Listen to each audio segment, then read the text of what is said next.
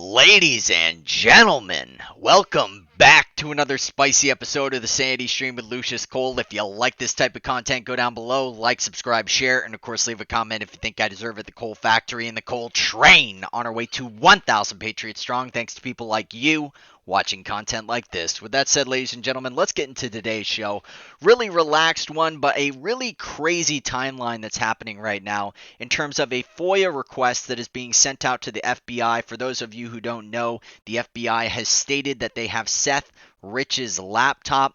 For those unfamiliar with the Seth Rich story, apparently this is the man who is working within the DNC that may have actually given the information to Wikileaks, which was then used to ultimately have Donald Trump win the presidency of the United States. Absolutely insane here, coming from Mercury Rising right here. The FOIA release tonight containing a subpoena for Seth Rich and his brother's devices implies they were the ones to leak to Wikileaks. Now, of course, I will follow up with this story of, there was a bit of a conundrum and a lot of massive disinformation that went around, but it does seem a little weird for those of you who don't know what happened to Seth Rich. The poor man was actually shot and killed, basically shot in the back, and left for dead.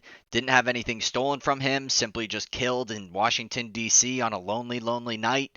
And yet, once again, we got dead bodies on the ground. We have information coming out of the DNC, and apparently this is the guy that may have done it. So we will follow this as it's tracking. But again, this is pointing towards the FBI. And are we really surprised at this point? I've become very, very black-pilled. And for those of you who haven't seen, I haven't posted anything. Because for me, after seeing what YouTube has done, basically getting to a point where you're not even allowed to speak anymore, we don't have anybody on the Republican Party fighting for us. We have rallies out in the streets. It's a bunch of rah-rah.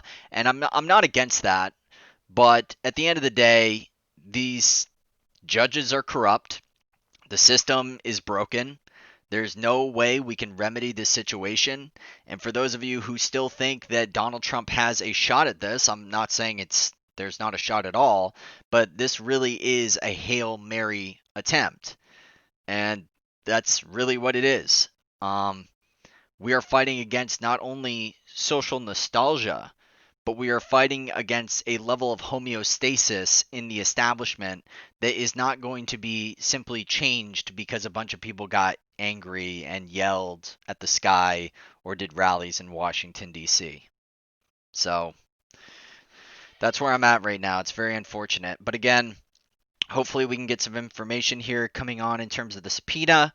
And of course, China ultimately being involved. For those of you who haven't seen what's happening right now, and of course this hasn't hit the mainstream media waves in terms of the United States because of course they never cover China. It's always Russia, Russia, Russia. And I'm not saying that Russia is this great, amazing country or anything, but at the end of the day, if you were to put Russia and China in terms of which country is more of a enemy, more of a rival in terms of the United States, it's very, very clear China is the overall winner here. They're the number 2 in terms of GDP in terms of the entire planet, while Russia basically falls in line with a country like Italy in terms of their own GDP. Now, just because they happen to be doing good on the markets, is that the overall end-all be-all? No, but it's very clear after information coming out from my last episode where I stated that Fang Fang had gotten her hands on Swalwell, who happened to be part of the Intelligence Committee in the Senate, having top secret compartmental information, probably a TSSCI TK style, basically the highest of high levels in terms of knowing what's actually happening in terms of our own defense. And, got a little Chinese spa able to wrap her hands around her. Same thing happened with Feinstein. And again, but we do have some relatively good news here. And again, I really just want us to focus on the fact that it's not just China anymore, guys. It's like I'm for nationalism. I'm for Trump, but we have to attack this at the core. And we're not going to change how China does business by no stretch of the imagination, but we can change how the United States does business. Either way, take a look. Names of nearly 2 million Chinese Communist Party members exposed in major leak. A major leak from the Communist Party of China membership registry revealed the names and personal information of 1.95 million CCP members, Sky News Australia reports. The leaks includes names, phone numbers, addresses, hometowns, birthdays, party members, and CCP officials. Among other personal information, the party members listed in the document do not live in China, but it also reveals the names of CCP operatives living abroad as well. It also reveals 79,000 Communist Party branches, many of which are implemented in Western companies. While there is no evidence that these party members are engaged in espionage against Western companies, it reveals an embarrassingly inability on the part of companies to protect themselves from potential espionage. Companies employing CCP members listed as Airbus, Boeing, HSBC, Jaguar Land Rover, Rolls-Royce, Standard Chartered, potentially giving CCP access to important secrets regarding aeronautic technology and banking, among other sensitive information. Goes on, academics, such and such. And of course, we know that the CCP is ultimately the one. I mean, they released a bioweapon. It spread across the entire United States. They needed Donald Trump by any means necessary. They got exactly what they wanted, and they got the candidate they wanted in Beijing Biden, whose son, Hunter, not only got in with his granddaughter while he did nothing about it, if you know what I'm saying here, but additionally actually took money from the CCP. Took money from Ukraine. The same things that people are saying Donald Trump did, they were the ones to actually do it. Are they held to the fire? Are they held to heel? Nothing. Nothing happens. And this is why I'm blackpilled, guys. This is why I have been such a doomer. Because funny story. I used to live with a red-blooded patriot. My girl at the time, she had a rather large home. I happened to live with them for a few years, and this man worked his tail to the bone to provide for his family. And he liked to talk politics, and he was very, very black-pilled. He says nothing will ever happen, nothing will change, none of this ever happens. The elites always get away with it. And I just see everything that's basically happened, since Hillary, and before that with Bush, with the WMDs, and then before that, Herbert Walker, Bill Clinton. I mean, no one's ever held accountable. If you're elite or you have enough money, you have a different set of laws. I don't know.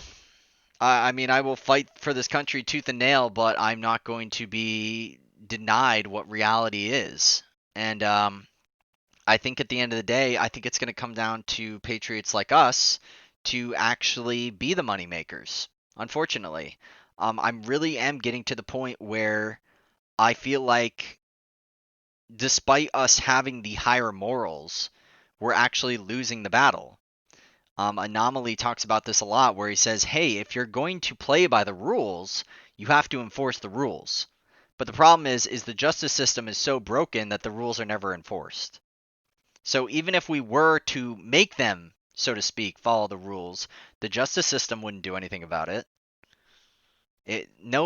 There's always a fall guy. There's always a low-level guy. You saw what happened with Carter Page, where they basically said they knew that Carter Page, the Federal Bureau of Investigation, knew that Carter Page was a CIA asset.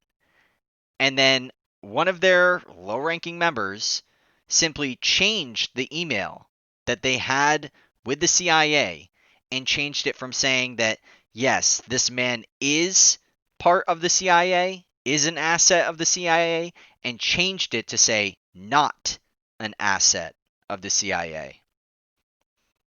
And the Federal Bureau of Investigation, I mean, look at this. They're sitting on the Seth Rich stuff for how many years? 4, 5, 6 years now? They're sitting on the Hunter Biden stuff. They're probably sitting on the entire untouched server in terms of Hillary Clinton. That was also dropped, by the way. Probably highly redacted, but for those of you who didn't catch that in the news, right before the election dropped, they said that Hillary Clinton's emails, they found the server, they found the emails. I happened to browse through some of it. I don't know, guys. I don't know what to say. I don't know what to say. This is a little little on edge, guys. But if I had seen this a couple days ago, or not even a couple days ago, if I had seen this probably before this year, I probably wouldn't be too happy about it. But after 2020 and being assaulted and attacked by Antifa, having 30 plus people die since the death of George Floyd, watching cities burned, looted, and just absolutely destroyed, economies destroyed, mask mandates, diapers on the face, businesses shut down, all in the name of safety while they're making people homeless. That seems real safe. Domestic abuse higher, suicide higher, all other diseases are higher. Here's a statistic. If you are under the age of 65, per 100,000 people, 3 people die of the Rona. And that's only of the ones that they actually track. For those of you who didn't see the information coming out from a former Pfizer vice president, I believe, he stated that overall, the general public, nearly 30% of them would have a natural immunity to the virus because they would have had a similar corona-style virus before. And then the man who actually discovered DNA, specifically stating that he saw that this particular strain had been spliced in such a way that it would make it seem as if it was man-made. And I actually talked about earlier, one of my original podcasts talking about my very first podcast was actually banned. You can't find it. You can find it on BitChute. It was my very first Sanity stream I had ever done, and it got removed because that was around the time where anytime you talked about the coof, basically you got removed. So again, this is Marianne Williamson, so she's got a little bit of crazy on her right now. She thinks these are Nazis, while she completely ignores what Antifa and Black Lives Matter have done for forever, like my friend's business being burned to the ground in Kenosha. But hey, we can't all be Kyle, right? Can we, ladies and gentlemen? But take a look at this beatdown.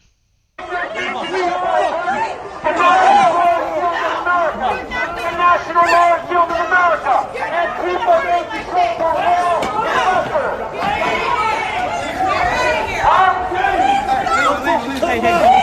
Don't come back! Get the fuck out of here! Get out of here, bitch! Get out of here! Don't fucking come back! Come back! Don't you ever come back! Don't come back! Right! We're trying to get my friend! Go, you need to fucking die! See, like I said before, if I saw something like this, say at the beginning of the year, before all of this had happened, I would feel bad for those two people. But they're clearly Antifa. They're there for a reason. They're there to start fights. They're there to be agitators. They're there to attack women and children. And after the last MAGA march, after I saw them attacking a black woman with a stroller with a baby and her young daughter, probably about ages 4 or 5, I don't care anymore. So every time I see one of these Goombas get their freaking their teeth kicked in, I don't care. I don't feel anything for these people anymore.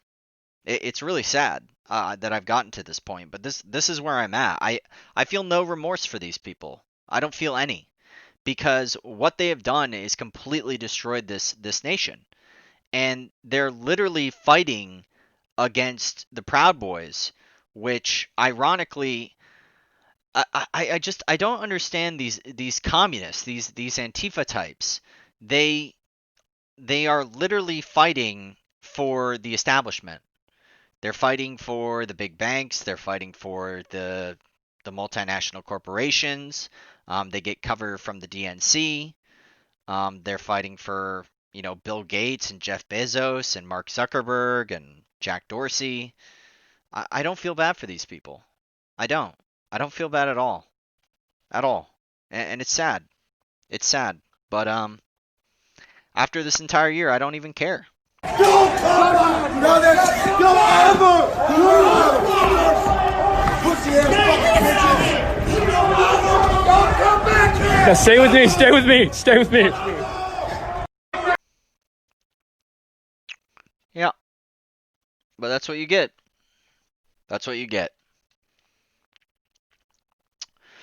For those of you who haven't seen, the new defense bill obviously did not have anything about Section 230.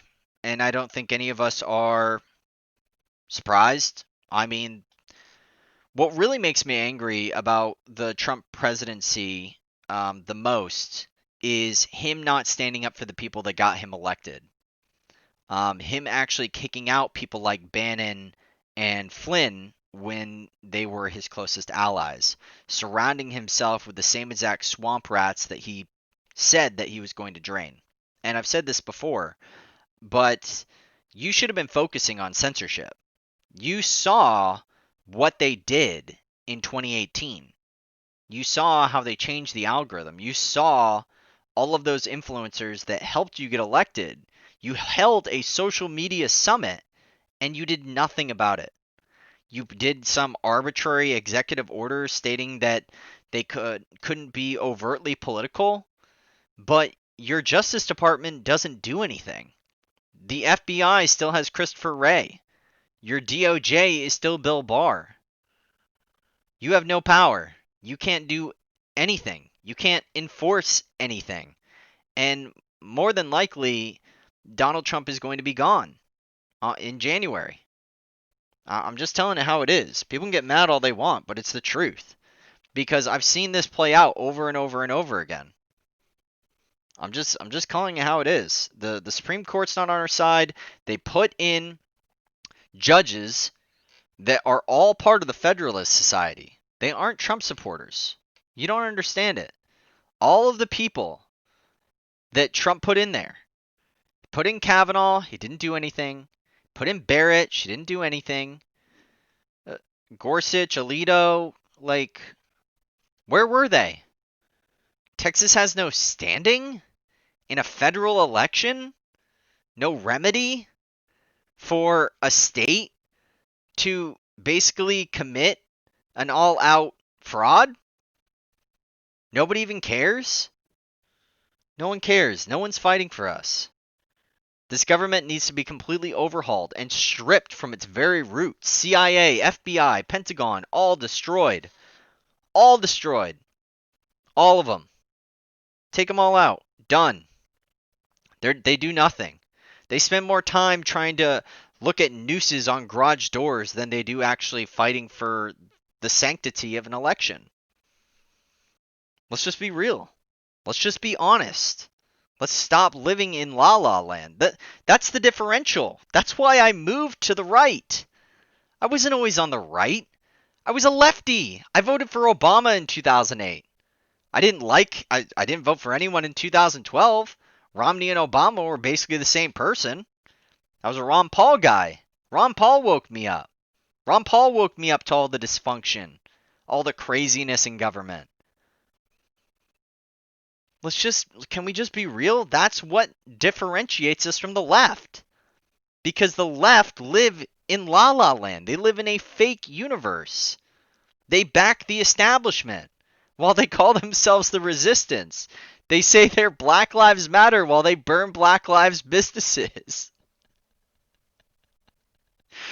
They say they call us the radicals while they burn, torch, loot, and attack random people, including women and children. And that's why I don't feel bad for them. Every time I see their teeth kicked in, I smile. Cool. Awesome. That's the thing, though. It's like, these are just low-level street thugs. Who cares? Like, getting their teeth kicked in, the Proud Boys actually going out there and fighting Antifa. And that's the thing, too, is like, I'm for self-preservation, and I'm definitely there for protecting people. And, you know, having a few brawls here and there, okay. All right, whatever. 4 Proud Boys apparently stabbed, by the way. 2 in critical condition. I couldn't actually find more information on it. Just some, tweet storms about it. Hopefully those guys are okay. But these aren't the people we need to be going after. Why would we be going after them? The police aren't on our side, by the way. So stop thinking. You see, they will literally enforce anything. They don't care about the Constitution. The Constitution has been getting tread on for years, for hundreds of years. Hundreds of years. Nothing happens. Nothing. You really want, if you are true and you really want change, you have to go after the big boys. You have to go after the big money makers. You have to go after the Soros and the Rothschilds and the Carnegies and the Rockefellers. You have to go after the World Economic Forum. You have to go after the Bilderberg groups. You have to go after the Federal Reserve, the Pentagon, the CIA, the FBI, the Israeli lobby, CARE, anything. Anything that isn't a direct push for more freedom and prosperity for Americans. These low-level street thugs, who cares? It changes nothing. And that's the crazy thing about a lot of these radicals. If you look at people like Ted Kaczynski, the Unabomber, if you look at people like the Oklahoma City bombing who blew up a federal building, what did they accomplish? Nothing. They accomplished nothing. Nothing. They didn't even bother to try to cut the head off the snake. They didn't even bother to try to even go after the snake at all. I don't know. It's just, not that I'm calling for violence. Not all revolutions have to require violence. And that's why I think secession and a true divorce is honestly the true answer. I don't know, man. I don't know. But that's where we're at. And again, with Section 230, and this is from Jenna Ellis, in the last 24 hours, YouTube has deleted Team Trump online show, The Right View, and 2 brand new Team Trump ads. Freedom of speech is dead, and big tech is complicit. Repeal Section 230. Too late. Too late. And like I said before, I think I may be becoming a accelerationist. That's someone who, it's a dive to the bottom in the quickest possible way so that we can be reborn. But maybe I'm wrong. Let me know in the comments below. My name is Lucius Coal of the Sanity Stream. Sorry for the black pills. Actually, I'm not sorry for the black pills. You know why? Because I'm going to tell you the truth, and I'm going to tell you at least my truth, or what I believe to be true, no matter what. So, like I was saying before, I'm not saying we have to work with the devil, but at the end of the day, I mean, like, let's just look at every war. Look at their handbook. Look at what they are willing to do. What are we really willing to do? Rally, rah rah, scream and cry online, talk to each other on a forum. And that's not to like push against all the people who have done a lot of hard work, especially a lot of the statistical data that came out about what actually happened in 2020 with Joe Biden and Trump. That helps. But when the courts are corrupt and even all the people are rhinos and all Federalist Society members, all of the judges are, all of them, nearly all of them, like 99% of them. Do you really think anything's going to change? These are Trump-appointed judges, by the way. These are Trump-appointed judges who are not even listening, not even willing to take up the case because they don't want to rock the boat. They don't want to rock the establishment, and they probably don't want to end up like another Seth Rich. Call me crazy. Again, my name is Lucius Coal of the Sanity Stream. If you like this type of content, I'll see you guys in the next one. Like, subscribe, share. Leave a comment if you think I deserve it. I'll see you guys in the next one. I love you guys. Coltrane, peace. Or peace, Coltrane. Sorry, guys, I'm out of it. Let's just keep fighting. Whatever that means to you. We have to take this country back. We have to. Fuck.